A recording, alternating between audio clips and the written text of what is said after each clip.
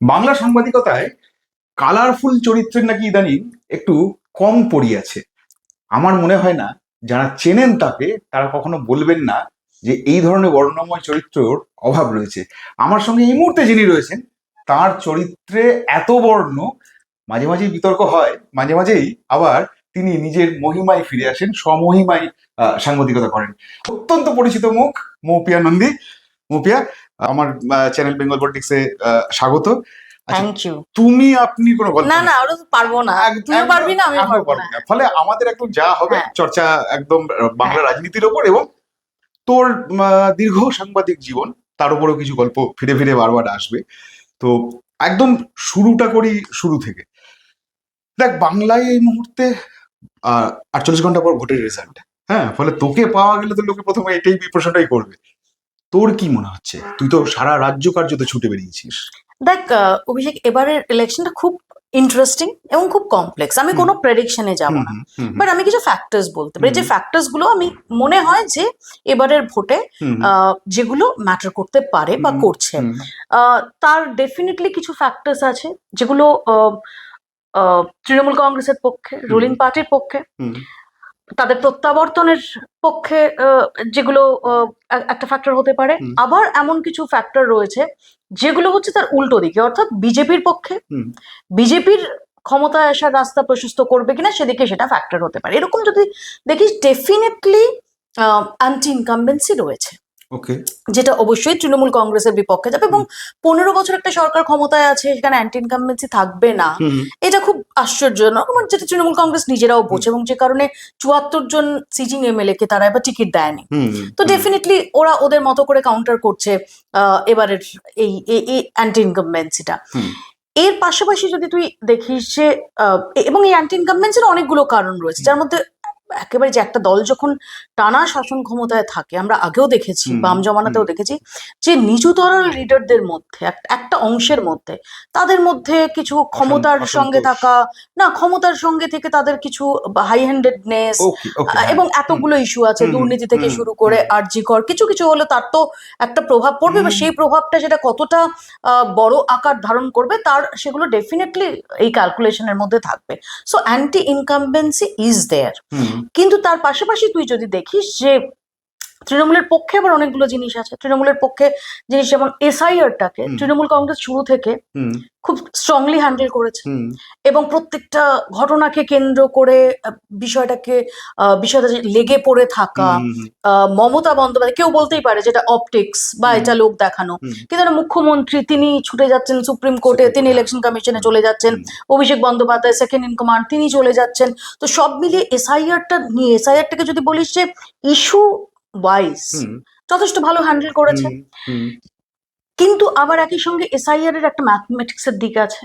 প্রথম দফায় যে 58 লক্ষ ভোটারের নাম বাদ গেছে, সেটা মোরলেস তোর expected, dead voters, duplicate voters, যারা অন্য জায়গায় চলে গেছেন। কিন্তু পরে এই যে লজিক্যাল ডিসক্রিপেন্সি, যেটা শুধুমাত্র বাংলার ক্ষেত্রে এলো, এবং তারপর অ্যাডজুডিকেশন 6 মিলিয়ন নাম, 60 লক্ষ, তার মধ্যে থেকে 27 লক্ষ নাম বাদ। এবার এই 27 লক্ষ সংখ্যাটা খুব ইন্টারেস্টিং, এবং এই জায়গাটায় 27 লক্ষটা অলমোস্ট একটা গ্রে এরিয়া হয়ে রয়েছে।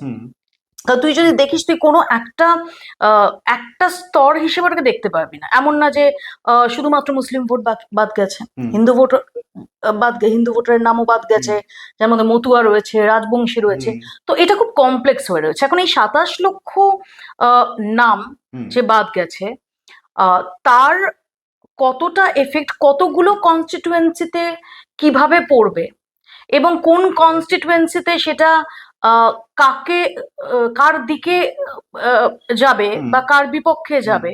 কারণ এটা গোটাটাই হচ্ছে একটা, আমি আবারও বলছি, প্রেডিকশন না, এটা জাস্ট যেগুলো স্পেকুলেশন, যেগুলো সম্ভাবনার ক্ষেত্রগুলো তুই দেখলে ধরে নেওয়া যেতে পারে যে যদি মাইনরিটি ভোট যেগুলো বাদ যাচ্ছে, সেগুলো বিজেপিকে মাইনরিটি ভোটস এখনো পর্যন্ত দিয়েছে বলে তার কোনো প্রামাণ্য তথ্য নেই, কাজে সেটা হয়তো বিজেপির ফেভারে যেতে পারে। কিন্তু একই সঙ্গে আবার মতুয়া ভোট যদি বাদ যায়, সেটা বিজেপির জন্য চিন্তার, কারণ মতুয়া ভোট অলরেডি বাদ গেছে। তো যে কনস্টিটুয়েন্সিতে মতুয়া ভোট বাদ গেছে, সেখানে ডেফিনেটলি বিজেপির জন্য একটা চিন্তা থাকবে। তো এই যে অঙ্ক, অঙ্কটা, এই অঙ্কটা খুব জটিল একটা অঙ্ক। আর তুই দেখবি যে এবার না দুপক্ষেরই, আমি দুপক্ষ বলছি ডেফিনেটলি, এখানে ফোর কর্নার্স ফাইট, আমি এমন না যে বাম এবং কংগ্রেসকে অস্বীকার করছি, একেবারেই না। বামেরাও এবার খুব জোর দিয়ে ঝাঁপিয়েছে, কংগ্রেস তারাও ডেফিনেটলি ভেরি মাচ তারা ময়দানে রয়েছে। বাট আমার যেটা মনে হয়েছে যে ইলেকশনটা এমন ভাবে হচ্ছে যে মোটামুটি ভাবে কিছু সিটস বাদ দিয়ে একটা রাজনৈতিক মেরুকরণ আমরা দেখব, এবং কিছু কিছু জায়গায় একটা বড় জায়গায় আমরা ধর্মীয় মেরুকরণ, যে ধর্মীয় মেরুকরণটা আগে খুব কম কয়েকটা সিটে আমরা হয়তো দেখেছিলাম সেভাবে, এবার মেরুকরণের সম্ভাবনাটা খুব প্রবল। এবং সেখানে দাঁড়িয়ে যদি আমার দেখি, আমার যেটা মনে হয়েছে যে চারটে শক্তি মোটামুটি ভাবে সাফল্যের দিকে যাবে। ত্রিশঙ্কু, প্রথমত ত্রিশঙ্কুর সংস্কৃতিটা আমাদের নির্বাচনী সংস্কৃতিতে নেই, যারা যেতে তারা একদম একদম অ্যাবসলিউট মেজরিটি, হ্যাঁ অ্যাবসলিউট মেজরিটি নিয়ে লাস্ট 50 বছর যদি দেখি একদম অ্যাবসলিউট মেজরিটি নিয়ে যায়। তো সেটা আমার মনে হচ্ছে যা হবে খুব পোলারাইজ, মানে মোটামুটি ভাবে যুযুধান দুপক্ষ, তৃণমূল কংগ্রেস এবং বিজেপির মধ্যেই ফাইটটা হবে। তো সেখানে দাঁড়িয়ে তুই যদি দেখিস যে দুপক্ষই খুব ট্যাকটিক্যাল মুভ, মানে 2021-এর থেকে এটা বিট ডিফারেন্ট। বিজেপির যে স্ট্র্যাটেজি সেটাও ডিফারেন্ট। প্রথম দিকে তারা খুব লো কি মেনটেন করেছে। 2020 থেকে আমরা কি দেখতাম, মানে 2021-এর আগে, অনেক আগে থেকে প্রধানমন্ত্রী আসছেন, কেন্দ্রীয় স্বরাষ্ট্রমন্ত্রী আসছেন, জেপি নাড্ডা আসছেন, তখন তিনি সর্বভারতীয় সভাপতি বিজেপির, এবং সব মিলে ভীষণ স্পেকটাকুলার ছিল ওটা। কিন্তু গ্রাউন্ডে গেলে ফিল করা যেত যে গ্রাউন্ডে সেভাবে সেই পেনিট্রেশনটা নেই, শূন্যতা, যেটার ফলে যেটা 200 পার, আপকি বার 200 পার বলেও 77-এ থেমে যেতে হয়েছিল। কিন্তু এবার যদি দেখিস, এবার শুরু থেকে অনেক লো প্রোফাইল মেনটেন করেছে বিজেপি খুব অ্যাগ্রেসিভলি ঝাঁপালো ইলেকশনটা ঘোষণা হওয়ার পর থেকে, মুহূর্ত থেকে। এবং প্রথম বোঝা গেল যে বিজেপি যে খুব অ্যাগ্রেসিভলি ইলেকশনটা করতে চাইছে, তার ইন্ডিকেশন হচ্ছে যখন শুভেন্দু অধিকারীকে দুটো সিটে, নন্দীগ্রাম এবং ভবানীপুর, অর্থাৎ একটা বক্সিং এ একটা কথা আছে না, ভালো বুঝি, ফার্স্ট মুভার্স অ্যাডভান্টেজ, একদম একদম প্রথমেই হচ্ছে নন্দীগ্রাম এবং ভবানীপুর। এবং মমতা বন্দ্যোপাধ্যায় তিনি ভবানীপুরটা সেই চ্যালেঞ্জটা তিনি নিলেন, যেটা ওয়েরি এক্সপেক্টেড, কারণ মমতা বন্দ্যোপাধ্যায়কে তো তার অতি বড় শত্রু বলবে না যে তিনি চ্যালেঞ্জ ছেড়ে পিছিয়ে যান, তিনি ভবানীপুরটায় চ্যালেঞ্জটা নিলেন। অন্যদিকে নন্দীগ্রামটা ইন্টারেস্টিং করার জন্য অভিষেক বন্দ্যোপাধ্যায়, কার্যত অভিষেক বন্দ্যোপাধ্যায় তিনি পবিত্রকরকে ক্যান্ডিডেট করেছেন, অফকোর্স যিনি শুভেন্দু অধিকারীর সময়ের সঙ্গী শুধু না। আর একটা ইন্টারেস্টিং পয়েন্ট আছে, 2021-এ আমরা দেখেছিলাম নন্দীগ্রামে কিন্তু একটা খুব স্পষ্ট ধর্মীয় মেরুকরণ হয়েছিল নির্দিষ্টভাবে। নন্দীগ্রাম 1, নন্দীগ্রাম 2, মানে পুরোটার মধ্যে একটা ধর্মীয় মেরুকরণ ছিল। এবং পবিত্রকর হচ্ছে ওখানে হিন্দুত্ববাদী একটা ফেস। আচ্ছা, তো সেই একটা কাউন্টার স্ট্র্যাটেজিতে অভিষেক বন্দ্যোপাধ্যায় বিষয়টাকে নিয়ে গেলেন। এখন সেটা ক্লিক করবে কিনা, কিন্তু বোঝাই যাচ্ছে যে একটা শেয়ানে টক্কর এবারে ইলেকশনে আছে। এবং আমরা অমিত শাহ এসে এখানে 15-16 দিন থাকছেন, প্রধানমন্ত্রী এতগুলো সভা করছেন, অন্তত 6টা রাজ্যের চিফ মিনিস্টার তারা আসছেন, সমস্ত হেভিওয়েটরা আসছেন, তো সব শক্তি দিয়ে ঝাঁপালো। কিন্তু আবার বিজেপি একই সঙ্গে জয় শ্রীরাম থেকে অনেকটা সরে এসে জয় মা কালী, অমিত শাহ, প্রধানমন্ত্রী, হ্যাঁ তারা সবাই এসে বিভিন্ন কালী মন্দিরে ঘুরছেন। তো এই দিক দিয়েও তারা খুব স্ট্র্যাটেজিক্যালি মুভ করলো। অন্যদিকে তৃণমূল কংগ্রেসের তরফ থেকেও প্রতিটি ইস্যুকে নিয়ে অত্যন্ত স্ট্র্যাটেজিক্যালি, অত্যন্ত ট্যাকটিক্যালি তারা মুভ করছে। তো সো আমার মনে হয়েছে যে এবারের ইলেকশনটা অনেক বেশি ইন্টারেস্টিং, এই যে অনেক বেশি ট্যাকটিক্যাল। এই যে ধর আমরা দেখলাম যে মানে এসআইআর পরবর্তী যে মানে ভোটটা যেটা দেখতে পাচ্ছি, সেখানে দেখছি 92% কাস্ট হচ্ছে। মানে এটা তো এই ধরনের কাস্ট হলে তো সাধারণত বলা হয় যে নিশ্চিতভাবেই বদলের, পরিবর্তনের একটা হাওয়া রয়েছে। মানে শুধুই কি এসআইআর, নাকি সত্যি এই পরিবর্তনের হাওয়াটা খুব জোরালো বা চোরা গতিতে বইছে তলায় তলায়? দেখ, আমি একেবারেই বলবো না, আমি শুরুতে যেটা বললাম অ্যান্টি ইনকামবেন্সি রয়েছে, তো একটা অংশের মানুষ পরিবর্তন চাইছেন না এমনটা না, ডেফিনেটলি তারা চাইছেন, এবং তারা চাইছেন শুধু না, তারা খুব ভোকাল, তারা বলছেনও সেটা।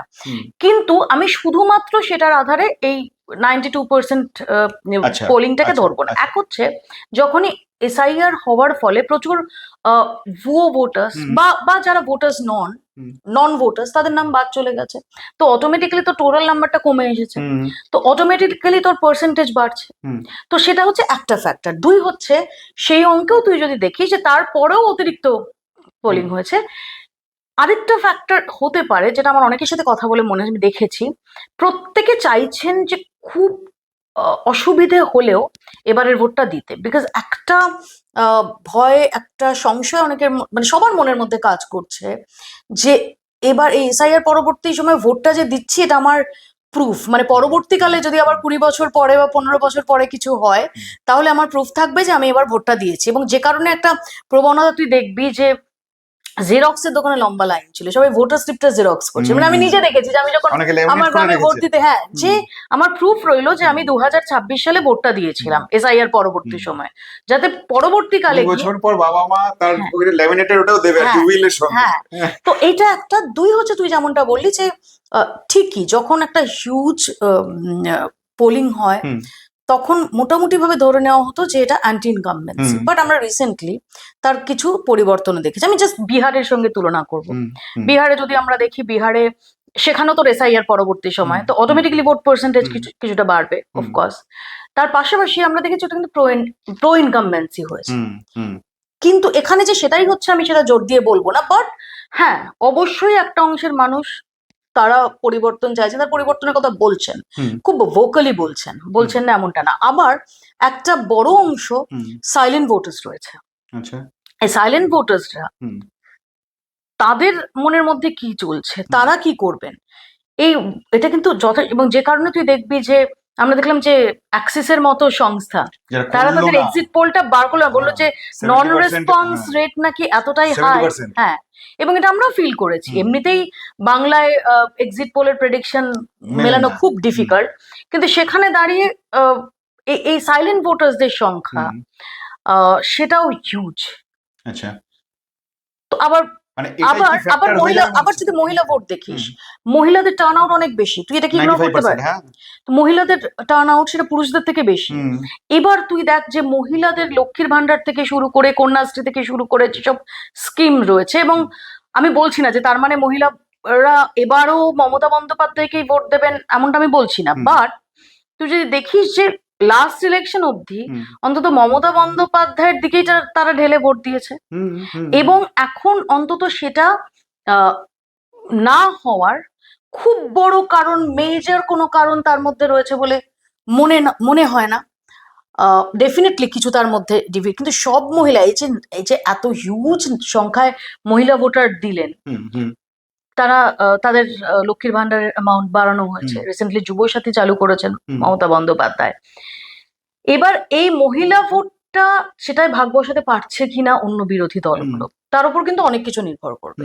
অবশ্যই বিজেপির একাধিক নেতা তারা এটাকে অনুদান ইত্যাদি বলতেন, পরবর্তীকালে আমরা দেখেছি সংকল্পপত্রে তারা 3000 টাকা কথা বলেছেন। এবার কয়েকটা আবার যদি দৃষ্টান্ত তুই দেখিস যে এর আগে মধ্যপ্রদেশ বা অন্য জায়গায় যেটা হয়েছে যে যারা দিচ্ছে, শিবরাজ সিং চৌহানের সরকার দিচ্ছিল, তো যখন তারপর কংগ্রেস প্রতিশ্রুতি দেয় তখনও কিন্তু শিবরাজ সিং চৌহানের যে দিচ্ছিলেন তার ডিভিডেন্ডে কিন্তু উনি পান, কারণ ওটা এখনো পর্যন্ত আসেনি। আর এটাকে হচ্ছে টাচ করা যাচ্ছে, ছোঁয়া যাচ্ছে, এটাকে পাওয়া যাচ্ছে, এটা আমার অ্যাকাউন্টে ফিল করা যাচ্ছে, এটাকে কাজে লাগানো যাচ্ছে। সো আমি যে জন্যই বলছি এটা ভীষণ কমপ্লেক্স একটা সিনারিও হয়ে আছে। তুই একটা জিনিস বল, মানে তুই যেহেতু এই ফেজটাতে, শুধু এই ভোট নয় তো, তোর জীবনে বোধহয় এটা বোধহয় 15-20তম বোধহয় ভোট হবে, বেশিও হতে পারে। হ্যাঁ, তো আমি সেই অ্যাঙ্গেল থেকে তোকে জিজ্ঞেস করছি আর কি, যে এই ধর ভবানীপুর এই মুহূর্তে সবচেয়ে চর্চার জায়গা, ভবানীপুরে কি হবে?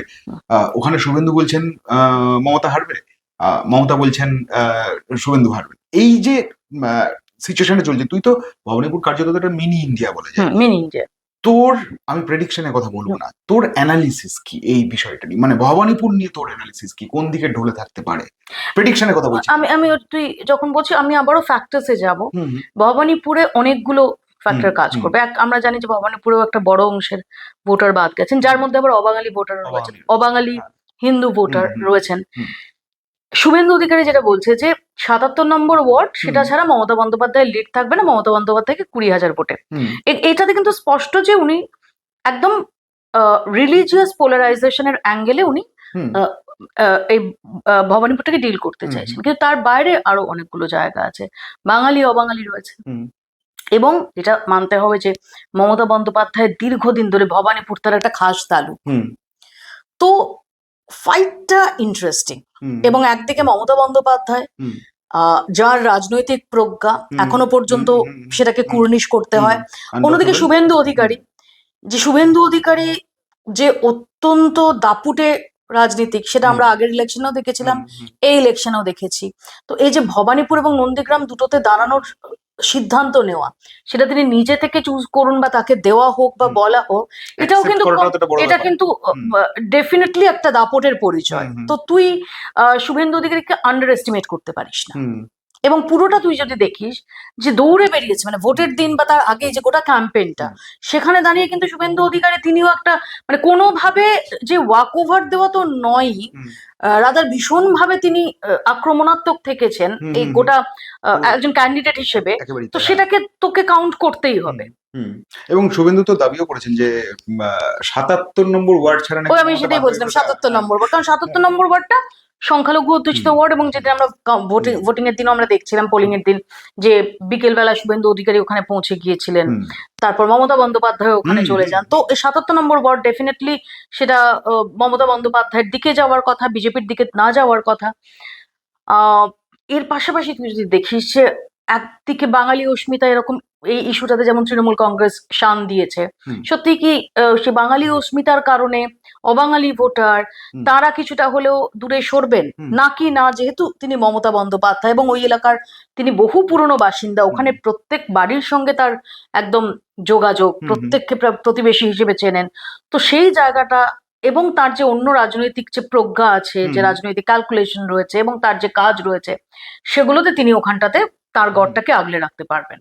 তোর কি কোথাও মনে হয়েছে, মানে তুই এই ফেজটা কভার করেছিস, এই সেকেন্ড ফেজটা ভবানীপুরে তুই গিয়েছিস, কোথাও কি তোর মনে হয়েছে মমতা একটু বাড়তি টেনশনে আছেন? মানে সাধারণত মমতাকে দেখেছি হ্যাঁ অভ্যস্ত আমরা যে তিনি ভোটের সময় বাড়িতেই জেনারেলি থাকেন, কিন্তু এবার দেখা গেছে তিনি সকাল থেকে বুথে বুথে বুথে দৌড়াচ্ছেন।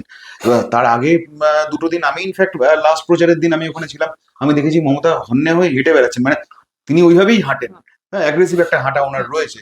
কিন্তু এটাও তো একটা মানে কার্যত কখনো না দেখা ছবি।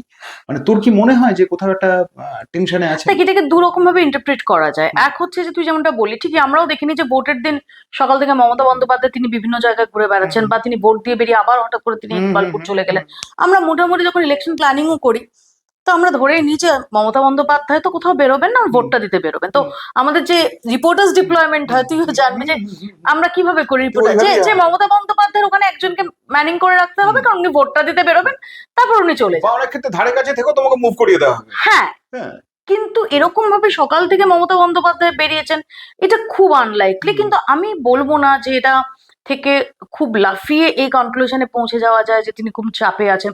দেখ, এটা তো ডেফিনেটলি যে নন্দীগ্রামে মমতা বন্দ্যোপাধ্যায় যত বিতর্কই থাক, নন্দীগ্রামে মমতা বন্দ্যোপাধ্যায়কে শুভেন্দু অধিকারীর কাছে পরাজয় ফেস করতে হয়েছিল। তো ডেফিনেটলি সেই শুভেন্দু অধিকারীর সঙ্গে যখন ব্যাটলটা হবে, তখন এটা মানে প্রেস্টিজ ফাইটেরও ওপরে যদি কিছু থাকে সেটা হবে। তো সেটা যে কারো উপর একটা প্রেশার হয়, সেটা যিনি হন না কেন ক্যান্ডিডেট, ডেফিনেটলি ধরে নেওয়া যেতে পারে যে মমতা বন্দ্যোপাধ্যায়ের উপরও সেটা রয়েছে। এবং দুই হচ্ছে মমতা বন্দ্যোপাধ্যায় তিনি সবসময় মানে বিরোধী হিসেবে বা স্ট্রিট ফাইটার হিসেবে তিনি যতটা তার অ্যাকসেপ্টেবিলিটি, সেটাকে কেউ অস্বীকার করতে পারে না। তো এটা তার পলিটিক্যাল স্ট্র্যাটেজিও হতে পারে, যে কোথাও তিনি সকাল থেকে গিয়ে তিনিও মানে তিনি বসে রইলেন না, তিনি স্ক্রিন, হ্যাঁ তিনি মানে এখন না ন্যারেটিভ কাউন্টার ন্যারেটিভ, এখন যে পলিটিক্সটা এটা খুব ইম্পর্টেন্ট। এখন ন্যারেটিভের লড়াই হয়, এখন যে ওয়ার অফ নার্ভস হয় ন্যারেটিভে, যে এ যে ন্যারেটিভটা দিচ্ছে তার কাউন্টার ন্যারেটিভ এ দিতে, বা কে আগে ন্যারেটিভটা সেট করছে। সেখানে দাঁড়িয়ে সারাদিন শুভেন্দু অধিকারী তিনি ভবানীপুর জুড়ে ঘুরে বেড়াবেন, তার সঙ্গে সঙ্গে মিডিয়া ঘুরবে, তার সঙ্গে সঙ্গে মানে সমস্ত কিছু বাজারটা নিয়ে যাবেন। হ্যাঁ, এবার সেইখানটাকে কোথাও ব্যালেন্স করার জন্য মমতা বন্দ্যোপাধ্যায় যে নামেননি, তো এই সম্ভাবনাটাকেও তুই উড়িয়ে দিতে পারিস না। তো এমনটা হতেই পারে যে হ্যাঁ উনি চাপের কারণে বেরোতে পারেন, আবার এমনটা হতে পারে যে উনি লড়াইটা সেদিন উনি পুরোদস্তুর ময়দানে আধা আধি রাখলেন, অর্থাৎ অন্তত ভোটের দিনও। বিকজ এটা হয় কি, এটা তোর যারা ভোট মানে যারা কর্মী সমর্থক, তাদের উপর একটা ইম্প্যাক্ট ফেলে। সারাদিন ধরে তুই দেখছিস ভবানীপুরে Definitely, শুভেন্দু অধিকারীকেই ফলো করছে, হ্যাঁ। উনি সারাক্ষণ মানে সমস্ত প্রচারের আলোটা এবং সমস্ত অ্যাক্টিভিটিস গুলো তার দিকে থাকছে। আরেকজন মমতা বন্দ্যোপাধ্যায়ের মতো centre candidate. Character of everything. হ্যাঁ, তো সেখানটাতে আমরা রিসেন্টলি দেখবি অনেক সময় আমরা দেখেছি যে আহ, মমতা বন্দ্যোপাধ্যায় একটা কর্মসূচি করছেন, ঠিক সেই সময় শুভেন্দু অধিকারী অ্যাবসলিউটলি অন্য একটা কর্মসূচি করে দিলেন, যে স্ক্রিনটা ভাই ভাগ হয়েছে। ঠিক আছে, একতরফা কেউ না। তো এই যে বিনা যুদ্ধে রানী দেব সূচ্যগ্র মেদিনী, এই অ্যাঙ্গেল থেকেও তিনি নামতে পারেন, সেটা বুঝতে পেরেছি। ডেফিনেটলি তিনিই জানেন, বাট এটাও তুই ওড়াতে পারিস না। একটা প্রশ্ন ইদানিং তুইও ডেফিনেটলি বিভিন্ন পলিটিক্যাল লোকজনের সঙ্গে মিট করছিস, তুই হয়তো এই প্রশ্ন কাউকে না কাউকে করেছিস, অথবা নিজেও ভেতরে ভেতরে ভেবেছিস হয়তো, যে সেটা নন্দীগ্রাম থেকে দাঁড়ালেন শুভেন্দু অধিকারী, ভবানীপুর থেকেও দাঁড়ালেন। তার মানে কি এটা ধরে নেওয়া যায় শুভেন্দু অধিকারী যদি বিজেপি ক্ষমতায় আসে তাহলে শুভেন্দু অধিকারী মুখ্যমন্ত্রী মুখ? দেখ, এতে অনেকগুলো যদি আছে। প্রথমত হচ্ছে যে মুখ্যমন্ত্রী কে হন বিজেপির মতো পার্টিতে, সেটা নরেন্দ্র মোদী, অমিত শাহ ছাড়া কেউ জানে না। তুই মানে আমরা এমন দেখেছি, তুই দেখেছিস যে beat Madhya Pradesh, beat Orissa, beat তোর দিল্লি, এমন একটা আসামের ক্ষেত্রেও হতে পারে, হ্যাঁ, এমন একটা নাম উঠে এলো যে নামটা হয়তো অ্যাপারেন্টলি চর্চার মধ্যেই ছিল না। সো সেটা নরেন্দ্র মোদী, অমিত শাহ এবং নীতিন নবীন এরাই জানেন। বাট ডেফিনেটলি তুই যদি ফ্রন্ট রানার, যে যদি বিজেপি ক্ষমতায় আসে এবং শুভেন্দু অধিকারী তিনি দুটো কেন্দ্রে জয়ী হন, বিশেষ করে যদি তিনি মমতা বন্দ্যোপাধ্যায়কে আরো একবার হারান, তো ডেফিনেটলি ফ্রন্ট রানার হিসেবে শুভেন্দু অধিকারীর নাম বিবেচিত হতে বাধ্য। কারণ শুভেন্দু অধিকারীর নমিনেশনে যেভাবে অমিত শাহ এসেছেন, এসে নমিনেশনে পুরো পথটা সঙ্গে গিয়ে তাকে পাশে বসিয়ে নমিনেশন সাবমিট করিয়েছেন, তো সরাসরি না বললেও, প্রজেক্টেড ফেস না হলেও শুভেন্দু অধিকারীর প্রতি যে একটা ভীষণ গুরুত্বের জায়গা তুলে ধরতে চেয়েছে বিজেপি নেতৃত্ব, এটা বলার অপেক্ষা রাখে না, এটাতে কোনো সন্দেহ নেই। একেবারেই তাই। একটা জিনিস বল, তুই তো দীর্ঘদিন ধরে, মানে তুই বাম আমল থেকে বেসিক্যালি সাংবাদিকতা করছিস, অ্যারাউন্ড 2000-এর জাস্ট পরপরই, 99। হ্যাঁ, তাহলে ওই সময়টা থেকে অলমোস্ট তো মানে ধরে নে 26 বছরের তোর সাংবাদিকতা, মানে ফলে তুই মমতার ওই বিরোধী দলনেত্রী হিসেবে যে মমতার যে মানে একটা হাই একটা ইয়ে তৈরি করে রাখা, তো তুই সেই ব্যাপারটাও তো দেখেছিস। মমতাকে তুই যদি 15 বছর বা তোর সাংবাদিকতা ক্যারিয়ারের কথা যদি বলি, তুই কিভাবে মমতাকে অ্যাসেস করবি? মানে 15 বছরে তিনি কি ব্যর্থ? 15 বছরে কি তিনি দুর্নীতি সামাল দিতে পারলেন না? 15 বছরে তিনি কি কোথাও কোথাও এতখানি ফাটল রাখলেন যে কারণে আজকে পরিবর্তনে হাওয়া উঠে গেল? কিভাবে এক্সপ্লেন করবি তুই? দেখ, মানে সাদায় কালো এর উত্তর হয় না, ডেফিনেট কারো ক্ষেত্রেই হয় না, কারণ তার একটা জমা খরচের হিসেব থাকে, যেদিকে তার ডেফিনেটলি সাফল্যের দিকটা ধরতে হবে, আবার ডেফিনেটলি কিছু দিক আছে সেই কারণেই তোকে জিজ্ঞেস করা এটা। তো 15 বছর তিনি যখন সরকারে 2011-এ আসার পর আরো দুটো ইলেকশন তিনি পেরিয়েছেন, 2016 এবং 2021, মানুষ যখন রায় দিয়েছে তখন ইউ ক্যানট সে যে তিনি ব্যর্থ। ডেফিনেটলি তুই যদি দেখিস গ্রামে গঞ্জের দিকে, সেখানের রাস্তাঘাট থেকে শুরু করে সেখানের জল, কল, স্বাস্থ্যকেন্দ্র, অনেক অভিযোগ থাকবে। আমি বিরোধীরা যে অভিযোগ করছে আমি তাতে যাচ্ছি না, সেটা বাইরে রেখে বলছি, তাতে যে একটা বদল এসেছে, এটা ঘটনা। যত প্রশ্নই থাকুক না কেন, জঙ্গলমহলের যে পরিস্থিতি ছিল, তুই আজকে রাত্রিবেলা বান্দোয়ানে, আমি রিসেন্টলিও বান্দোয়ান থেকে ফিরলাম হচ্ছে রাত্রিবেলা 11:30টায়, তো সেই সময় হচ্ছে সাধারণ মানুষ, এবং আমি দেখছি লোকজন সাইকেলে করে যাচ্ছে, মেয়েরা সাইকেল চালিয়ে যাচ্ছে, তুই এটা সেই সময় ভাবতে পারতিস না? তুই ঝাড়গ্রাম শহর পেরোতে পারতিস না? তো এগুলো তো ডেফিনেটলি মমতা বন্দ্যোপাধ্যায়ের সাফল্যের ঝুলিতে রাখতে হবে।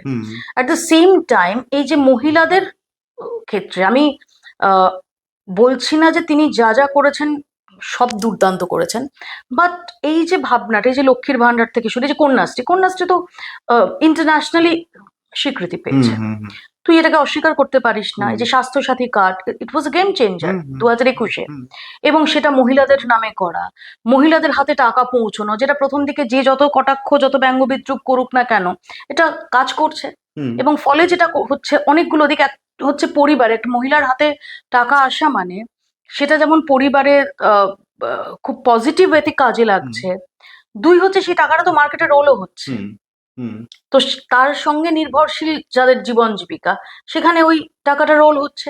তো এটা বলতেই হবে। আবার একই সঙ্গে মমতা বন্দ্যোপাধ্যায়কে নিয়ে এমএসএমই তে আমরা ভালো করেছি অফকোর্স, কিন্তু ম্যানুফ্যাকচারিং ইন্ডাস্ট্রি হুম ডেফিনেটলি কেন এখান থেকে এত যে যারা ইয়াংস্টার তারা বাইরে চলে যাচ্ছে, হুম বড় সড়ো শিল্প নেই, হুম সেই প্রশ্নটা সেটা মমতা বন্দ্যোপাধ্যায়ের ফেস করতে হয়েছে। মমতা বন্দ্যোপাধ্যায় ফেস করতে হবে। হুম অবশ্যই কর্মসংস্থানের দিকটা সেটাকে আরো গুরুত্ব দিয়ে হুম ভাবতে হবে। হুম দুই হচ্ছে দুর্নীতি তো ডেফিনেটলি হয়েছে। হুম তো দুর্নীতি, একটা ক্যাবিনেট মিনিস্টার, হুম একাধিক ক্যাবিনেট মিনিস্টার তারা দুর্নীতির দায়ে জেলে গেছেন, এবং পার্থ চট্টোপাধ্যায়ের বাড়ির তার বান্ধবীর খাটের তলা থেকে টাকা উদ্ধার হচ্ছে, সেই ছবি সবাই দেখেছে। তো ক্যাবিনেটের যিনি হেড, হুম তো ডেফিনেটলি তার উপর দায় বর্তায়, হুম। কিন্তু at the same time Mamata বন্দ্যোপাধ্যায়ের বিরুদ্ধে সরাসরি দুর্নীতির অভিযোগ সেটাও আজ পর্যন্ত কেউ করতে না পারেনি। না একেবারেই সো দুটো দিকই আছে যে as the head of the state, as the head of the cabinet, hmm যেমন এই যে শিক্ষা দুর্নীতি বল বা রেশন দুর্নীতি বল, হুম সেই দুর্নীতিগুলোর দায় যেমন কিছুটা হলেও যিনি ক্যাবিনেটের হেড তাকে নিতে হবে, হুম আবার দ্য সেম টাইম এটা ঘটনা যে মমতা বন্দ্যোপাধ্যায়ের অবধি দুর্নীতির কালিটা আজ অব্দি কেউ লাগাতে পারেনি। হুম হুম তো সেটাকে তিনি এটা মেনটেন করেছেন আজকে 15 বছর থাকা সত্ত্বেও। আরেকটা জিনিস যেটা আমার মনে হয়েছে যে আরটু কঠোর হাতে এই যে কিছু মানুষের বেপরোয়া, মানে শাসক দল, এটা এটা শুধুমাত্র তৃণমূল জমানার না, আমরা যখন বাম জমানাতে তখনও দেখেছি, উম, শাসক দল বেশি দিন ক্ষমতায় থাকলে হুম নিচু তলার কিছু লিডারের মধ্যে যে দাদাগিরিটা এসে যায়, এটা আমার মনে হয় আরো স্ট্রংলি কন্ট্রোল করাটা দরকার। হুম সেটা হয়তো যে সময় সরকার আহ, আহ, সবকিছু ঠিকঠাক চলছে, অনেক সময় সেগুলো হয়তো হুম মনে করে গুরুত্ব দেয় না, বাট এই এই যে বেপরোয়া মনোভাবটা এক অংশের, সবার না, হুম সেটার কিন্তু ফাইনালি তার একটা ইম্প্যাক্ট হয়, এবং সেই ইম্প্যাক্টটা ইভেনচুয়ালি গিয়ে শাসক দলের যে নেতৃত্ব তাদের উপর গিয়ে বর্তায়। হুম কিন্তু সত্যি কারো পক্ষে দেখে রাখা সম্ভব না যে হাজারটা নেতার মধ্যে কে কি করছে, কিন্তু এটা আমার মনে হয় একটা চেকস অ্যান্ড ব্যালেন্স, সেটা দরকার। হুম কিন্তু ওভারঅল তুই যদি বলিস যে অনেকগুলো পজিটিভ দিক আছে, হুম হুম মানে তুই যদি হ্যাঁ তুই এখনো বলতে পারিস যে অনেক সুপার স্পেশালিটি হসপিটাল, সেখানে ডক্টর কম, কিন্তু হয়েছে তো। তা তো হয়েছে, একেবারে অস্বীকার করা যাবে না। রাস্তা হ্যাঁ। রাস্তা তো হয়েছে, হ্যাঁ। গ্রামগঞ্জে তুই দেখিস রাস্তা হয়েছে। খুব স্বাভাবিক। একটা জিনিস তুই আমাকে বলি, সেটা হচ্ছে যে অনেকেই বলেন যে অভিষেক বন্দ্যোপাধ্যায়ের একটা সুপ্ত বাসনা বা ওয়ান এন্ড অনলি টার্গেট হচ্ছে যে আফটার মমতা বাংলার মুখ্যমন্ত্রী হওয়া। আহ, তুই মানে যদি ব্যাপারটাকে এই অ্যাঙ্গেলে না ভেবে যদি অন্যভাবেও ভাবা যায় যে মমতার অনুপস্থিতিতে অভিষেক কি সেই অর্থে আহ, এই তৃণমূলের মতন এই পার্টিটাকে, এত বড় একটা পার্টিকে সামলানোর মতন ঠিকঠাক লোক, মানে তোর কি মনে হয় যে প্রশাসক হিসেবে অভিষেক বন্দ্যোপাধ্যায় কতটা এই জায়গায় দাঁড়িয়ে রয়েছেন? দেখ, আমি এই যে অভিষেক বন্দ্যোপাধ্যায় খুব ডেসপারেট মমতা বন্দ্যোপাধ্যায়ের পর মুখ্যমন্ত্রী, মানে মুখ্যমন্ত্রী বা ওনার দলের সুপ্রিমো হওয়ার জন্য, এই প্রশ্নটা যখন আসে তখন তুই যদি ভেবে দেখিস যে ইভেনচুয়ালি এই মুহূর্তে দাঁড়িয়ে অভিষেক বন্দ্যোপাধ্যায় তো মমতা বন্দ্যোপাধ্যায়ের কি বলবো যে সাকসেসর। একেবারেই তাই। তো সাকসেস মানে হওয়ারই অটোমেটিক্যালি, কথা। মানে তুই যে কোনো লোককে যদি জিজ্ঞেস করিস এটা হওয়ারই কথা। তো সেখানে দাঁড়িয়ে উত্তরসূরি হওয়ার জন্য উদগ্র বাসনা, এই থিওরিটা আসছে কোথা থেকে? সো এটা এবং গত কয়েক বছরে তো আমি ওই থিওরিটা বাই করি না যে অভিষেক বন্দ্যোপাধ্যায় একদম উদগ্র বাসনা নিয়ে তাকিয়ে থাকবেন যে তিনি উত্তরসূরি। এবং এখনো পর্যন্ত তুই যদি দেখিস যে যেভাবে তৃণমূল কংগ্রেস চলছে, তার যে বহমানতাটা যদি দেখিস, তাহলে ডেফিনেটলি মমতা বন্দ্যোপাধ্যায় এবারের ইলেকশনে যদি দেখিস যে সেখানে ক্যান্ডিডেট লিস্ট থেকে শুরু করে সমস্ত কিছু, তাতে কালীঘাট এবং ক্যামাক স্ট্রিটের যৌথ ছায়া দেখতে পাবি। এবার প্রশ্ন তুই যেটা করছিস যে অভিষেক বন্দ্যোপাধ্যায় সেটা করতে পারবেন কি পারবেন না, এবার অভিষেক বন্দ্যোপাধ্যায় তৃণমূল সুপ্রিমো হিসেবে তিনি কতটা সাকসেসফুল হতে পারবেন, তিনি সেই সময় দলকে কিভাবে নিয়ে যেতে পারবেন, তিনি মুখ্যমন্ত্রী হলে কিভাবে, তিনি প্রশাসক হিসেবে কিভাবে, সেগুলো তো ভবিষ্যৎ, মানে তার জন্য সেটা তো কেউ বলতে পারে না, সেটা কেউ নির্দিষ্টভাবে। বাট তুই যদি দেখিস যে হ্যাঁ কিছু খুব ক্রুশিয়াল ইলেকশন, হুম সেগুলোতে অভিষেক বন্দ্যোপাধ্যায় দলের হয়ে অত্যন্ত গুরুত্বপূর্ণ ভূমিকা পালন করেছেন। হুম এক, দুই হচ্ছে আহ, সাংসদ হিসেবে ডায়মন্ড মডেল, সেবাশ্রয়, হুম ইনফ্যাক্ট সেই সেবাশ্রয়ের তুই একটা সেটা রেপ্লিকেট করা হয়েছে, এবার দেখবি যে এই যে ইশতেহারে যেটা দেওয়া হয়েছে যে হুম দুয়ারে স্বাস্থ্য, হুম হুম হুম তো সেটা আমরা কোথাও ধরে নিতে পারি যে ওইটা সেবাশ্রয়ের ছায়া। হুম হুম সো প্রশাসক হিসেবে যদি তুই দেখিস যে আহ, সেবাশ্রয়, ডায়মন্ড মডেল খুব চর্চিত হয়েছিল, তো সেগুলো ডেফিনেটলি প্লাস পয়েন্ট হিসেবে প্লাস যাবে। পয়েন্ট হিসেবে যাবে। হুম নাও কামস দ্য পয়েন্ট, তুই যেটা বলছিস যে ভবিষ্যৎ, এবং এবং যারা অভিষেক বন্দ্যোপাধ্যায়ের রাজনীতি যারা ফলো করেছেন, হুম আহ, অনেকেই বলেন যে গত 5-6 বছরে একটা বড় চেঞ্জ হয়েছে হুম অভিষেক হুম বন্দ্যোপাধ্যায়ের হুম অ্যাপ্রোচে। হুম এবং তাকে 5-6 বছর আগে লোকে যেভাবে দেখতো যে জাস্ট ঠিক আছে উনি মমতা বন্দ্যোপাধ্যায়ের ভাইপো, সেই কারণে উনি এসেছেন এবং দলে গুরুত্ব পাচ্ছেন, সেই জায়গাটা থেকে কিন্তু অভিষেক বন্দ্যোপাধ্যায় নিজের উত্তরণটা ঘটিয়েছেন। হুম হুম এই মুহূর্তে দাঁড়িয়ে তিনি কিন্তু আহ, একজন, অ্যাগ্রেসিভ পলিটিশিয়ান বলতে পারা যায় এই মুহূর্তে। আমি অ্যাগ্রেসিভ না বলবো না, কিন্তু তার যে স্টাইল অফ ফাংশনিং সেটা একটু ডিফারেন্ট। হুম আহ সেইটা কিন্তু দেখা গেছে, মানে এখন আর কেউ শুধুমাত্র মমতা বন্দ্যোপাধ্যায়ের ভাইপো হিসেবে আহ, তাকে বিচার করতে পারে না। মানে তুই বলছিস স্বতন্ত্র একটা পরিচয় স্বতন্ত্র পরিচয় এই মুহূর্তে তৈরি করে হয়েছে, এবং যেটা তার দলের মধ্যেও, মানে যখন উনি আসেন তখন দলের মধ্যেও আমরা দেখেছি, দলের মধ্যেও এটা নিয়ে হুম নানা রকমের ভাবনা চিন্তা, নেতিবাচকতা এটা ছিল, কিন্তু এখন যদি তুই দাঁড়িয়ে দেখিস, এখন দাঁড়িয়ে সেই জায়গাটা থেকে ডেফিনেটলি একটা চেঞ্জ হয়েছে। বপিয়া, বাম কি জায়গায় দাঁড়িয়ে রয়েছে? ফিরবে, শূন্যতা কাটবে? মানে এই যে যে চর্চা চলছে, মানে বামেরা তো এখন এটা নিয়েই ভাবছে যে শূন্যতাটা কাটানো সম্ভব কিনা। তোর গ্রাউন্ড রিপোর্ট কি বলছে? দেখ, বামেরা এবার অনেক বেশি গ্রাউন্ডে আছে। হুম আমি শূন্যতা কাটবে কিনা বলতে পারছি না। হুম যা আমি মনে করি যে যতগুলো দল পার্টিসিপেট করছে এই আমাদের হুম নির্বাচনী গণতন্ত্রে, হুম প্রত্যেকের রিপ্রেজেন্টেশন থাকা উচিত। আচ্ছা, তুই যদি আমায় জিজ্ঞেস করিস, বেশ।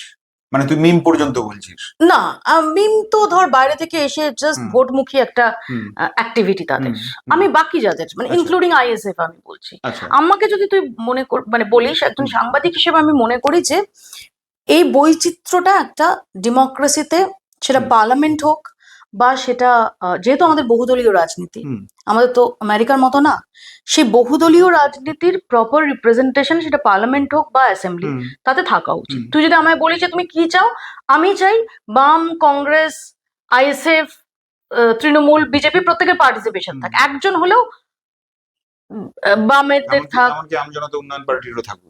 আমার আমজনতা উন্নয়ন পার্টিকে আমি পার্টি বলে মনে করি না, আচ্ছা। বিকজ হুমায়ুন কবিরকে আমি মানে রাজনীতিবিদ হিসেবে ধরি না। আমি মনে করি যে ওর বড় জোর ম্যাক্সিমাম ওর যোগ্যতা ছিল অধীর চৌধুরীর সাগরেদ হয়ে সার্ভাইভ করার। এখন ঠিক আছে, এবং আমি মনে করি যে যে দল যখন যখন ওকে তোল্লাই দিয়েছে হ্যাঁ তখন তারা ভুল করেছে। আচ্ছা, সো আমি এদের ধরি না, আমি মেন স্ট্রিম যারা বুঝতে পেরেছি। দায়িত্বশীল পাঁচটা দলের কথা পলিটিক্যাল বলতে চাইছিস। পার্টি। হ্যাঁ হ্যাঁ, বুঝতে পেরেছি। আমি বাম বলতে মানে শুধু সিপিআইএম বলছি না, আমি সব মিলিয়ে আচ্ছা, বলছি। ওকে, হ্যাঁ। যে একটা বামেদের একটা রিপ্রেজেন্টেশন, হুম, কংগ্রেসের একটা হুম। রিপ্রেজেন্টেশন, সেটা তুই যদি আমায় বলিস, আমি বলবো আইডিয়ালি আমি চাই যে সবার রিপ্রেজেন্টেশন থাকুক। হুম এবার আমি আমার যেটা মনে হয়েছে যে ডোমকলে হুম বামেদের ভালো রকম সম্ভাবনা আছে কিছুটা মুস্তাফিজুর হলেও। রহমান রানা। আহ জলঙ্গিতে আচ্ছা। আহ, আহ, আমি বলছি না যে তারা সিট জিতবে, ডোমকলেও সিট জিতবে বলছি না, বাট হুম সেখানে দাঁড়িয়ে অ্যাটলিস্ট গ্রাউন্ডে বামেদের একটা আহ, একটা বড়সড় অ্যাক্টিভ, একটা খুব অ্যাক্টিভ লাগছে আর কি এবারে আচ্ছা ইলেকশনে। আচ্ছা আচ্ছা। করণদিঘি নিয়ে অনেকেই বলছেন, হুম, করণদিঘিটা নিয়ে মোহাম্মদ আমার সাহাবুদ্দিন। আমার আহ, আমি খুব শিওর নই যে হুম। শুধুমাত্র ওই মিছিলটা সেটা কতটা হ্যাঁ, আমারও তাই মনে হয়। কতটা ইয়ে করবে সেটাতে, মানে কতটা নমিনেশনের মিছিল দেখে বা দেখে, তারপরে হ্যাঁ একটা মিছিল সেটা দেখে ওইভাবে সেটা বিচার করা যায় না। কিন্তু যদি তা নাও হয়, হুম যদি আমি ধরেও নিলাম হুম যে এবারের ইলেকশনেও শূন্যের গেরো কাটলো না বামেদের, কিন্তু বামেরা যে রাস্তায় নেমে আন্দোলনটা করছে, আমার মনে হয় এটা আরো বেশি করে করা উচিত। এটা এটা ভালো। হুম।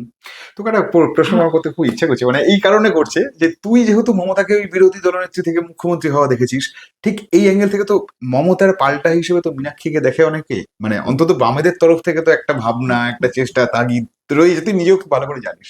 তুই নিজে একজন একজন মানে সেই অর্থে বলতে গেলে অত্যন্ত অ্যাক্টিভ জার্নালিস্ট, সারাক্ষণ খবরের মধ্যেই পড়ে থাকিস। মানে আমি তোকে জবে থেকে দেখছি, গত 26 বছর ধরে আমি এরকমই দেখে যাচ্ছি তোকে। তুই মীনাক্ষীকে কিভাবে রেট করিস, বা তোর মীনাক্ষীর এই যে অ্যাগ্রেসিভ পলিটিক্স বা নতুন করে বামেদের একটা জাগরণের যে জায়গা তৈরি করা বা একটা স্বপ্নের জায়গা তৈরি করা, এটাকে তুই কিভাবে জাস্টিফাই করিস বা কিভাবে তুই ব্যাখ্যা করিস?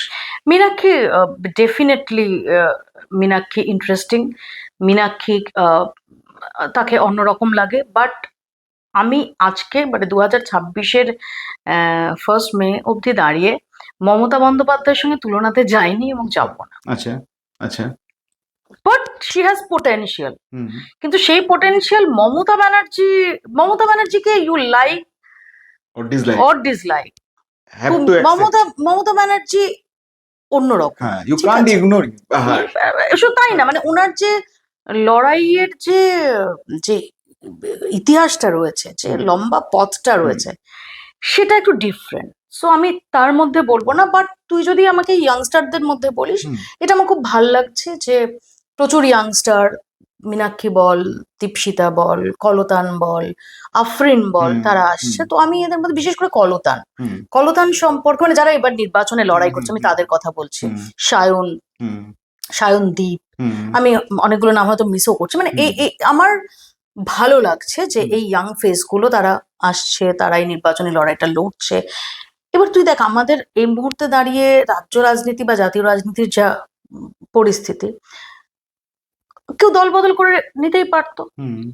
ইনফ্যাক্ট প্রতিকূলও গেছে। প্রতিকূল, আমি বলছি না প্রতিকূল গেছে খারাপ করেছে, বা আমরা জানি না কি সিচুয়েশনে প্রতিকূল এক্স্যাক্টলি গেছে, তো আমি ওকে কোথাও বলবো না, কিন্তু সেখানে দাঁড়িয়ে ওরা এখনো অব্দি লড়াইটা করার চেষ্টা করছে। এবং কলতান সম্পর্কে আমার খুব প্রত্যাশা রয়েছে। তুই যদি বলিস যে এদের মধ্যে কাকে নিয়ে আমার সবচেয়ে বেশি প্রত্যাশা রয়েছে, আমি বলবো কলতান নিয়ে। আমি পানিহাটির ইলেকশনের কথা বলছি না, আমি সে কথা বলছি না, বাট ইন লং রান তুই যদি বলিস যে কার ওপর তুমি ইন লং রান বাজি রাখতে পারো বামেদের, বাম এদের মধ্যে, প্রার্থীদের মধ্যে, তো কলতান তার একদম উপর দিকেই হবে। আচ্ছা, তুই এই অধীর চৌধুরী গড় থেকে ঘুরে এলি, মুর্শিদাবাদ থেকে ঘুরে এলি, অনেকগুলো শো তুই করেছিস। অধীর চৌধুরী একটা আলাদা সাম্রাজ্য, কংগ্রেস আর একটা আলাদা দ্বীপ, মানে কার্যত ব্যাপারটা এই। সেখান থেকে বহুদিন পর কংগ্রেস এবং অধীর চৌধুরী যেন এক সাম্রাজ্যে এসে দাঁড়িয়েছে আর কি। তোর কি মনে হয় অধীর চৌধুরী বহরমপুরে জিতবেন? মানে আমরা ভবানীপুর, নন্দীগ্রাম এসব নিয়ে বড্ড বেশি ঘেঁটে রয়েছে, আমরা বহরমপুরটাকে কিন্তু খুব বিরাট কিছু যে ফোকাস করছি বা দেখছি তা নয়। তোর কি মনে হচ্ছে বহরমপুর থেকে অধীর চৌধুরী জিতবেন? এবং কংগ্রেসের কি ফিউচার তোর মনে হচ্ছে? কংগ্রেস এবার সবকিছু ঠিকঠাক চললে কিছুটা বেটার করবে মনে হচ্ছে। আচ্ছা। অধীর চৌধুরীর জেতার সম্ভাবনা প্রবল। আচ্ছা। কারণ এমনি যদি তুই দেখিস, ইভেন লোকসভা ইলেকশনের নিরিখে অধীর চৌধুরীর মানে লোকসভা বহরমপুরে লিড ছিল, 7,500-এর উপর লিড ছিল। এবং আমি অধীর চৌধুরীর মিছিল কভার করেছি, আমি প্রায় 6-7 কিলোমিটার অধীর চৌধুরীর সঙ্গে হেঁটেছি। তো আমি সেখানে দেখলাম যে রেসপন্সটা খুব ইমোশনাল। আচ্ছা। আমি জানি না এটা কতটা ইভিএম এ পৌঁছবে, বাট ইটস ডিফারেন্ট। মানে অধীর চৌধুরীর বহরমপুরে ঠিকই, মানে বহরমপুর অধীর চৌধুরীর হাতছাড়া হয়েছে, পুরসভা নেই, বিধানসভা নেই, লোকসভা নেই, শূন্য থেকে শুরু করছে একটা লোক এই বয়সে পৌঁছে। সেখানে দাঁড়িয়ে কিন্তু আমি যে রেসপন্স দেখেছি, সেটাতে আমার মনে হয়েছে যে অধীর চৌধুরীর না হারাট, মানে না জেতাটা একটু আশ্চর্যজনক হবে। যদিও ইটস আ ফ্যাক্ট যে ওখানেও পোলারাইজেশন পলিটিক্স আছে, বাট কোথাও মনে হয়েছে যে অধীর চৌধুরীর যে চরিত্রটা তো ভীষণ কালারফুল চরিত্র। অধীর চৌধুরীর নিয়ে এখনো পর্যন্ত বহরমপুরে প্রচুর মিথ রয়েছে। সো সে Adhir Chowdhury is above this political, I mean the communal line. আচ্ছা। অধীর চৌধুরীকে কেউ হিন্দু নেতা বা মুসলিম নেতা হিসেবে বা খ্রিস্টান নেতা বলে ভাবে না। হুম, ওর আহ, যে জায়গাটা সেটা beyond of হচ্ছে everything আর কি। সেটা এগুলোর ওপরে। হুম, তো সেখানে কোথাও আমার মনে হয়েছে যে এবার বহরমপুরটা অধীর চৌধুরী বোধহয় বেরিয়ে যেতে সফল হবেন। হুম, অন্তত আমি যা আমি আই ক্যান বি টোটালি রং, আমি যারা আসছিলেন মানে কোথাও মনে হচ্ছিল না জাস্ট প্রার্থী যাচ্ছে তাই, একটু ঘরের ছেলে, খুব আবেগ আচ্ছা, নিয়ে লোকজন আচ্ছা, আসে এবং আচ্ছা, সব আচ্ছা, ওই বয়সে, ফিলটা আছে। সব বয়সে, আচ্ছা, আচ্ছা। বাচ্চা কাচ্চা, হুম, মহিলা। হুম, ওখানে অনেকের সাথে কথা বলেছি, তারা মহিলারা ভীষণভাবে অধীর রঞ্জন চৌধুরীকে হুম, তারা বলছেন যে আমাদের তো বহরমপুরের আমাদের সিকিউরিটি নিয়ে কোনোদিন ভাবতে হতো না অধীর হুম, চৌধুরীর হুম, জন্য। তো অধীর চৌধুরীর দিকে বিষয়টা অনেকটা পজিটিভ, আচ্ছা, that much I can tell you. আচ্ছা। একটা জিনিস তোর কাছে, মানে আমরা তো অনেক সময় আড্ডা মারি, তোর কাছে অনেক গল্প শুনেওছি, আমি সেই কারণে তোকে জিজ্ঞেস করি। সেটা হচ্ছে যে তোর সাংবাদিকতা করতে গিয়ে আমাদের প্রত্যেকের কিছু না কিছু ভালো অভিজ্ঞতা, খারাপ অভিজ্ঞতা রয়েছে। সাংবাদিকতা করতে গিয়ে কখনো চরম বিপদে পড়েছিস? প্রচুর বার। কিরকম, একটা দুটো গল্প বল, তারপর তুই ওই বিমল গুরুঙের গল্পটা বলবি আমায়। ওহো, না বহুবারই মানে বহু গোলমালেই পড়েছি, মানে ইনফ্যাক্ট একটা গল্প আমি আগে অনেককে বলেওছি, মানে যখন 76 জন সিআরপিএফ জওয়ান যখন হুম, হুম, দান্তেওয়াড়ায় হুম, মাওবাদীরা অ্যাম্বুশে যখন মারা গেলেন, তো I was the first one to reach the spot. আচ্ছা, তো আমাদের গাড়ি যখন এখান থেকে গেছি, তো জগদলপুর থেকে হচ্ছে গাড়ি নিয়ে যাচ্ছি অনেক ভেতরে। তো মোটামুটি তোর ওই ডোরনাপাল থেকে যখন পোলামপল্লির দিকটায় যাচ্ছি, হুম, গভীর জঙ্গল, মানে এদিকেও কিছু নেই ওদিকেও কিছু হুম, নেই। তো আমাদের গাড়িটা ওই রাস্তা কাটা, তো গাড়িটা আমাদের ছোট গাড়ি ছিল, তো গাড়িটা ইট ওয়াজ নট আ এসইউভি, হুম, তো গাড়িটা আমাদের আর যাবে না। তো আমি তো তখন মানে হন্যে হয়ে যাচ্ছি যে আমার পৌঁছতে হবে। তো তখন দেখছি জঙ্গলের মধ্যে একটা সাদা এসইউভি আসছে। হুম, সেটা কাদের, আমরা এবং ওইখানে যেতে আমাকে রিসেন্টলি মারা গেছেন ছত্তিশগড়ের ডিজি আচ্ছা, ছিলেন বিশ্বরঞ্জন। তো উনি আমাকে খুব স্নেহ করতেন, মানে উনি যেহেতু আমি কিছু হলেই চলে যাই এখানে, হুম। তো উনি আমায় তোর মধ্যে বলেছিলেন যে যে ডেসপারেট ব্যাপারটা হ্যাঁ, আছে। উনি খুব সেটা অ্যাপ্রিসিয়েট করতেন, যে কারণে উনি খুব স্নেহ হ্যাঁ, করতেন। তো উনি বলেছিলেন যে, আর তখন আমি আরো বয়স কম, হ্যাঁ। বয়স কম, উনি খুবই মানে তুই আরো অ্যাগ্রেসিভ তখন। আর অ্যাগ্রেসিভ আমি এখনো, হ্যাঁ, কিন্তু উনি ভাবতেন যে আচ্ছা এখন হলে ভাবতেন যে আরে এত বয়স্ক তোর মহিলা। না, তোর এখন তোর অ্যাগ্রেশনের মধ্যে একটা এক্সপিরিয়েন্সের ছাপ আছে, ফলে তুই ওটা একদম আউট এন্ড আউট শুধু অ্যাগ্রেশন না নয়। না, এখনো আমি মানে ওই ফিল্ডে গেলে আমি এখনো সেম, তখন আচ্ছা, আমার আর আচ্ছা, বাকি কিছু কাজ করে আচ্ছা, না, বাকি আর কোনো কিছু কাজ করে না, তারপর মনে হয় যে কি হলো। তো ওখানে তো উনি খুব খুব স্নেহ করতেন, মানে হুম, একদম আহ, তো উনি বলেছিলেন যে মোপিয়া ডোন্ট গো, কারণ ওখানে পুরো কোম্পানিটাই তো অ্যাম্বুশে শেষ হয়ে গিয়েছিল। হুম, হুম, তো ওখানে যেও না, আহ, আমরা এখন স্যানিটাইজ করতে পারিনি, পরের দিন স্যানিটাইজেশন হবে, কারণ সবাই এত শেখানো হয়ে গিয়েছিল গোটা হুম, অ্যাডমিনিস্ট্রেশন এই হুম। অভিঘাতে, এটা তো হিস্ট্রিতে সবচেয়ে বড় হ্যাঁ, হ্যাঁ, নাটশালাটা। হ্যাঁ, হ্যাঁ। তো আমি না জানিয়ে হচ্ছে, ইভেন আমার তখন ওখানে আমি যে কোম্পানিতে কাজ করতাম তার যে ওখানের কাউন্টার পার্ট, যে আমাদের এখানের হুম, এডিটারের হুম, যে কাউন্টার হুম, পার্ট, হুম, ওখানে সে আমায় বলেছিল যে মোপিয়া ডোন্ট গো, হুম, আমাদের রিপোর্টারও যাচ্ছে না, হুম, তুমি যেও না, আমার রিপোর্টার যখন যাবে তুমি তার সঙ্গে যেও। বলে ওনারও বিশ্বাস হয়নি যে মোপিয়া যাবে না। উনি যেটা করেছিলেন, উনি মাঝ রাস্তায় সুকমায় ওনার যে ওখানের রিপোর্টার ছিল তাকে বলেছিলেন যে মৌপিয়াকে রাস্তাতে আটকাবে, হুম, ওকে নিয়ে গিয়ে তোমার বাড়িতে ভুলিয়ে ভালিয়ে বসিয়ে রাখবে। হুম, তো ও আমাকে ভুলিয়ে ভালিয়ে বসিয়ে রাখার চেষ্টাও করে, আমি সেটা বুঝে হচ্ছে ও চা আনতে যায়, সে সময় আমি আর আমার ক্যামেরাম্যান শুভ্র ছিলাম, ওরা বেরিয়ে যায়। সো ওই যে এসইউভিটা আসছে, আমরাও জানি না যে ওরা কারা, হুম, ওরাও জানে না আমরা কারা, তো আমি এসইউভিটা থামাই, হুম, দেখি বেশ কয়েকজন লোক তার মধ্যে।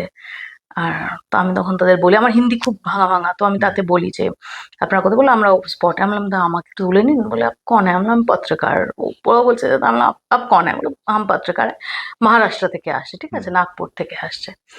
তো ওরা কিছুতেই তুলবে না, খুব স্বাভাবিক, মানে ওরকম একটা সিচুয়েশনে, মানে হুম, সিচুয়েশনটাই ডিফারেন্ট না। হুম, তো আর ওখানে তো আর পুলিশ বা কেউই বাঁচাবে না। তো আমি অনেক কষ্টে রিকোয়েস্ট করে উঠে উঠে পড়ি। তো হুম, ওরাও যে যায়, মানে কি হয়েছে বলতো, রাস্তাটা মানে চিন্তন চিন্তনলারের দিকে যে রাস্তাটা হুম, গেছে, ওই রাস্তাটা থেকে বাঁদিকে তারমেটলের জঙ্গল যেতে হয়, সেই জঙ্গলটায় কোনো রাস্তা নেই। হুম, আর এখান দিয়ে যে রাস্তাটা গেছে, ধর এখানটাতে নেমে ধর যেতে হচ্ছে। তো ওরা ওই অ্যাম্বুশটা করার পর যেটা করে, যেহেতু এখান থেকে রিইনফোর্সমেন্ট যাচ্ছিল, হুম, সেই তোর ওই অ্যান্টিমাইন ভেহিকেল, ও অ্যান্টিমাইন ভেহিকেলটাকে উড়িয়ে দেয়। হুম, সো ফলে যেটা হয় যে তোর ওখানেও অ্যাম্বুশটা হয়, এখানেও অ্যান্টিমাইন ভেহিকেলটা উড়িয়ে দেয়। হুম, তো ওই অ্যান্টিমাইন ভেহিকেলটা যেখানে উড়িয়েছে, অর্থাৎ মোটামুটি রাস্তা যেখানে আছে, ওখান অব্দি সবাই গেছে, হুম, ভেতরে আর কেউ যায়নি, হুম, জাস্ট দেহগুলোকে উদ্ধার করা হয়েছে। তো আমি ওখানে থেকে তো দু একজন ওখানে ছিল যারা আসার পথে, ওখানে তো গ্রামও নেই সেরকম, একটা জন বললো যে মত যাইয়ে क्योंकि वो बोलो अंदर का आदमी, वो अंदर अंदर बोले যারা মানুষ হুম, अंदर का आदमी आज भी वहां पे है। আচ্ছা, হ্যাঁ, কোনো সিকিউরিটি নেই, কিছু নেই। হুম, তো আমি তখন দেখি কিছু জার্নালিস্টও ওখানে, কেউ হায়দ্রাবাদ থেকে এসছে, কেউ নাগপুর থেকে হুম, এসছে, কেউ দিল্লি থেকে এসেছে, ওরা ওখানে দাঁড়িয়ে কাজ করতো। তখন আমি শুভ্রকে বলি, শুভ্র যাবি? তো শুভ্র, আমি ডেফিনেটলি বলবো যে শুভ্র, থ্যাঙ্কস টু হিম, ও এক কথায় বলে হ্যাঁ তুমি গেলে যাও। হুম, আলাম দেখ তুই ভেবে বল বাবা, মানে বলে না না আমি যাবো, ও খুব এক্সাইটেড ছিল। সবাই বলছে যে ডোন্ট গো ডোন্ট গো, তো আমি বললাম যে না আমি যাবো। হুম, আর ওখানটায় রাস্তা, মানে তুই রাস্তা করতে পারবি না, মানে রাস্তাটা তোকে চিনতে হবে, রাস্তা থাকলে তুই রাস্তা চিনবি, ওখানে হচ্ছে শুধু তোর এরকম ঝোপঝাড়, আচ্ছা, ঠিক আছে, তার উপর দিয়ে তোকে প্রায় 1.5 কিলোমিটার ভেতরে যেতে হুম, হবে, আর ওখানে ওরকম মাইন ফাইন রয়েছে। হুম, তো এইসবের পর তো ওখানে হায়দ্রাবাদ থেকে আসা একজন জার্নালিস্ট, সে আমাকে বললো তুমি শিওর তুমি যাবে?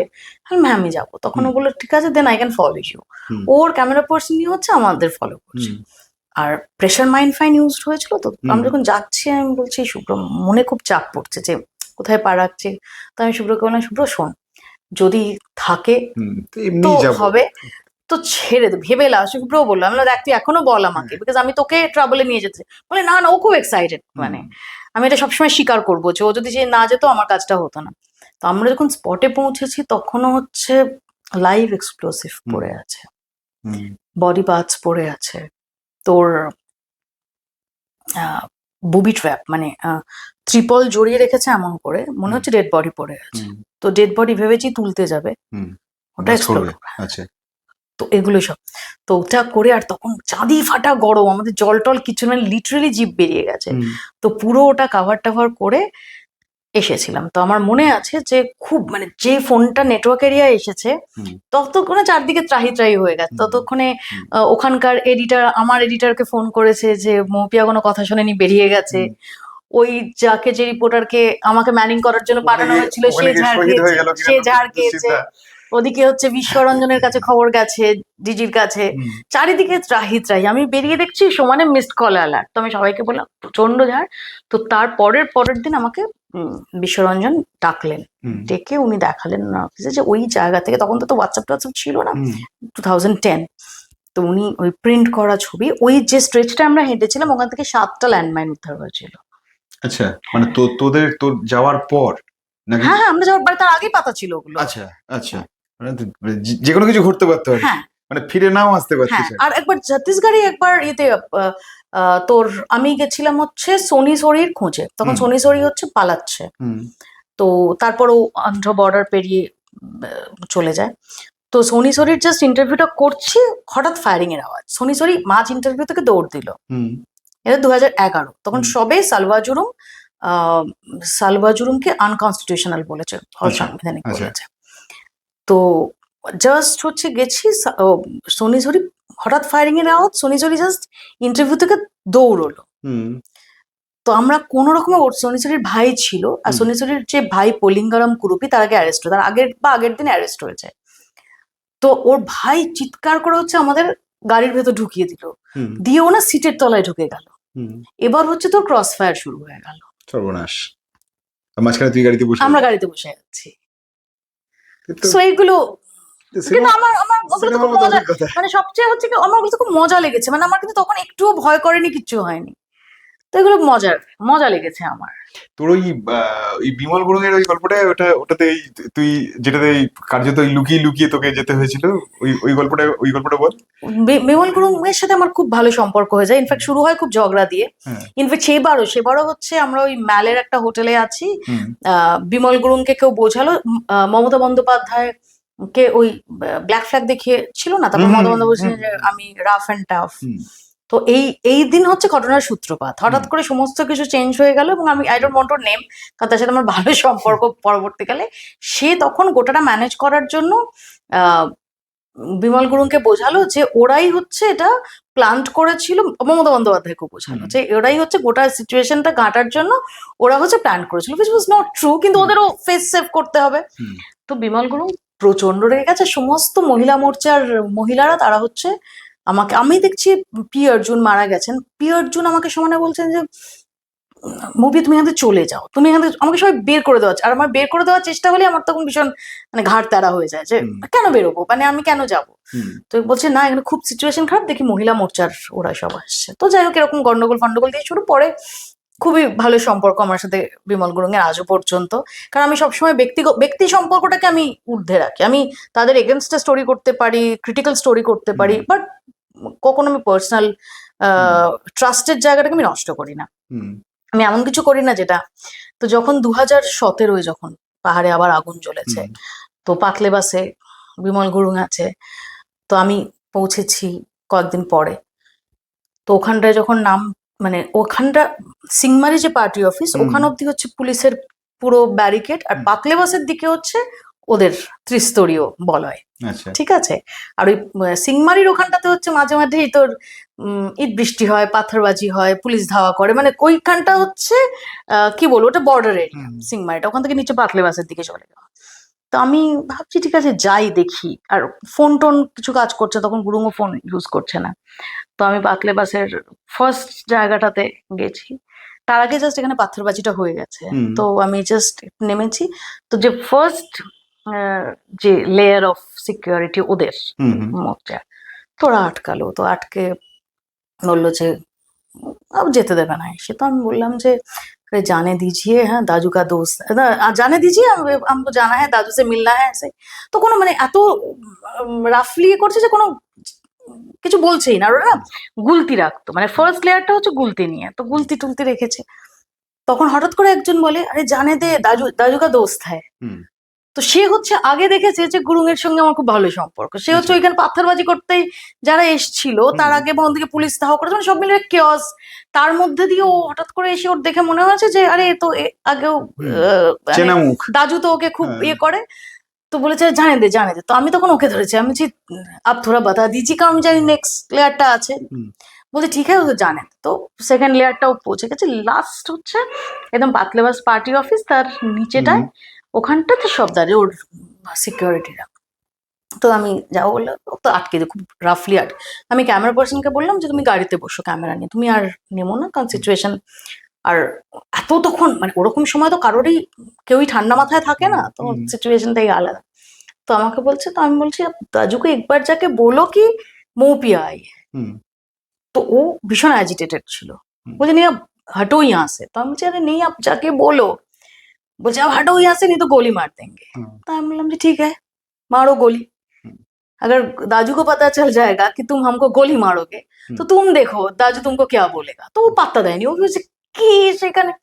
তো আমি ওখানে দাঁড়িয়ে আছি, আর ও আমাকে বারবার মাপছে আর বলছে যে বাতায়া হ্যাঁ এক মানে এক পাও তুমি এগোবে না। হ্যাঁ। তো আমি ওখানে দাঁড়িয়েছি, বৃষ্টি এসেছে, কোনো ছায়া ফায়া ওখানে মানে আমি যেখানে দাঁড়িয়েছি নেই, আর ও আমাকে এক পাও এগোতে দেবে না। আমি দাঁড়িয়ে দাঁড়িয়ে ভিজছি, সোয়েটার ফোয়েটার পরেই হচ্ছে, তার উপর বৃষ্টি এসে ভিজছি। তো হঠাৎ করে বৃষ্টি দেখি কি ওরকম দোতলাটায় এরকম বারান্দাটায় ওখানে বিমল গুরুং এসে কারোর সাথে একটা কিছু নিচে কথা বলছে। তো বলতে বলতে ওকে তাকিয়েছে, তো আমি হাতটা নেড়েছি, না বলছে আরে মৌপিয়া কাব আয়া বলে ও কার কাছে একটা ছাতা নিয়ে ও দৌড়ে নিচে এসেছে, এসে আমাকে আরে আরে আরে মানে তুমি ভিজছো। এবার ওই আমি তো প্রথম হচ্ছে ওই ছেলেটার দিকে তাকিয়েছি, ঠিক আছে, ছেলেটার নাম আমার এখনো মনে আছে, আমি বলবো না। ছেলেটা না তখন পালিয়ে বাঁচতে পারলে হয়। তো তখন বলছে আরে তো বলে ছাতা নিয়ে মানে, তো আমি তো ভেতরে গেলাম। তারপর আমি যখন বেরিয়েছি ছেলেটা দূরে দাঁড়িয়ে আছে, তো আমি ওর কাছে গেলাম, বললাম দেখা, বলে ম্যাডাম মাফ কর দিজিয়ে। তো ব্যক্তি সম্পর্কগুলো অনেক সময় তোর কাজ করে যায়, you have to maintain the trust. সেটা ঘটনা, সাংবাদিকদের অন্তত এইটুকু রাখতে হয়, কিন্তু এটা কতটা আজকাল লোকজন রাখে এটা আমি এখনো পর্যন্ত রাখি, মানে এখন আমি কোনোদিন অফ দ্য রেকর্ড খবর কোনোদিন করিনি। এটাই তো, এই কারণেই তো লোকে বিশ্বাস করে। হ্যাঁ তুইও জানিস যে এটা আমাদের মানে অনেক খবর থাকে যেটা আমাদের করতে হয় না, স্কুলিং এর উপর ডিপেন্ড করে এটা। তুই আমাকে একটা জিনিস বলে, এখানে ব্যাপারটা শেষ করবো, এই শেষ প্রশ্ন তোকে, সেটা হচ্ছে যে এই প্রশ্নটা খুব ইন্টারেস্টিং প্রশ্ন, এই উত্তর তোকে দিতে হবে। আচ্ছা ঠিক আছে বল। না বললে আমি শুনবো না। সেটা হচ্ছে যে তুই রাজনীতিতে নামার তো অফার পেয়েছিলিস? না আমি পাইনি। কোনোদিন পাসনি? কোনোদিন পাইনি। কেন পেলি না? কেন পাবো, আমি তো সাংবাদিকতা করি। মানে আজকাল তো দেখা যায় যে অনেক সাংবাদিকের একটা ধারা রয়েছে, তুই সাকসেসফুল হতে পারতিস, আমরা অনেক সময় শুনি যে what is success? Abhishek, success মানে আমি মনে করি যে আমি যে কাজটা ভালোবাসি সে কাজটা করছি কিনা। হুম, এখনো পর্যন্ত সাংবাদিকতাটা আমি ভীষণ ভালোবাসি। হ্যাঁ, আচ্ছা। ডেফিনেটলি তুই বলছিস রাজনীতি আমি ফলো করি, আমার রাজনীতিতে ভীষণ ইন্টারেস্ট, রাজনীতি কভার করা ইন্টারেস্ট। আমি ভোটের সময় আমাকে যদি কেউ বলে ঠিক আছে বাবু তুই কালকে দিনটা ছুটি নে, মানে অনেক সময় বলে আমাকে আমার বস, আগের বস বলতো যে না না তুই টানা করছিস ছুটি, আমি বললাম, না দরকার নেই, মানে একটা দিন আমি কাজ করবো না ভাবতে পারি না। সো ইন্টারেস্ট আছে, মানে রাজনীতিতে ইন্টারেস্ট আছে, রাজনীতি ফলো করি আমি, ওর মধ্যেই থাকি, মানে আমার কাছে অন্য কোনো এন্টারটেনমেন্টের কোনো মূল্য নেই। কিন্তু আমি সাংবাদিকতাটা ভালোবেসে করি এবং এখনো পর্যন্ত প্রত্যেকটা মুহূর্ত এটা এনজয় করি। তো এটা যতক্ষণ আমি এনজয় করছি ততক্ষণ অবধি তো আমার অন্য কিছু ভাবার কোনো জায়গা নেই, নাম্বার ওয়ান। নাম্বার টু, আমি সাংবাদিকতায় আহ, এত বছর আছি মানেই আমাকে রাজনীতিতে যেতে হবে, বা বিভিন্ন রাজনৈতিক দল তাদের নেতাদের সঙ্গে আমার যোগাযোগ কম বেশি আছে বলেই তাদের আমাকে বলতে হবে, অফার করতে হবে, এমনটা নয়। এমন দু ধরনের আছে ডেফিনেটলি সাংবাদিক। যেমন আমি মনে করি যে জগন্নাথ বা দেবদীপ দা বা জগন্নাথ মানে আমাদের সময়ের মানে বেস্ট জার্নালিস্ট, ফাইনেস্ট জার্নালিস্ট। আজ আমি স্বপন দাশগুপ্ত বা কুণালদার কথা বলছি না, বিকজ ওরা আমাদের থেকে সিনিয়র। আমি আমাদের কন্টেম্পোরারি যদি দেখিস, যে দুজন সাংবাদিক মানে কন্টেম্পোরারি দেখি, দেবদীপদা এবং জগন্নাথ, দুজনকে আমি হিউজ রেসপেক্ট করি, এবং দুজনের যে নিউজ সেন্স, দুজনের যে জার্নালিস্টের যে দক্ষতা, যে স্কিল, সেটাকে আমি হিউজ রেসপেক্ট করি। আমার মনে হয় যে ওরা রাজনীতিতে গেছে সেটা খুব ভালো, খুব পজিটিভ। বাট আমি রাজনীতিতে যাওয়ার শর্টকাট হিসেবে কেউ সাংবাদিকতায় এলো, এসে সাংবাদিকতাটাকে তার রাজনীতিকরণ করলো, তারপর লাফিয়ে রাজনীতিতে গেল, আমি সেই সাংবাদিকদের আমি সাংবাদিক বলে ধরি না। বুঝতে পেরেছি। এনিওয়ে, থ্যাংক ইউ ভাই এতখানি সময় দেওয়ার জন্য। ভোটের ঠিক 48 ঘন্টা আগে। ভালো থাকিস, সঙ্গে থাকিস। Thank you.